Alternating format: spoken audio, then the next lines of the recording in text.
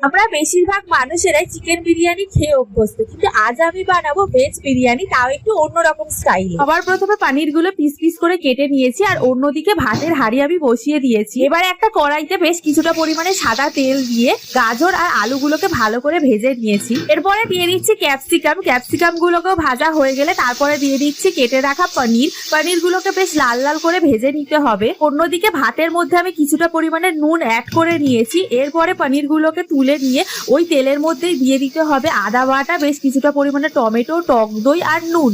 ভালো করে মশলাটা কষানো হয়ে গেলে দিয়ে দিতে হবে চিনি, আর তার মধ্যে দিয়ে দিতে হবে ভেজে রাখা আলু আর গাজর। এরপরে অ্যাড করতে হবে পনির আর ক্যাপসিকাম। পরে একটা পাত্রে ঘি মাখিয়ে নিতে হবে। ঘি মাখানো হয়ে গেলে ওর মধ্যে দিয়ে দিতে হবে রেডি করা ভাতটা, তারপরে দিয়ে দিতে হবে ভেজে রাখা সবজিগুলো, তার উপর থেকে দিয়ে দিতে হবে বিরিয়ানি মশলা, পাউডার মেশানো দুধটাও দিয়ে দিতে হবে, তারপরে দিতে হবে গোলাপ জল, কেওড়া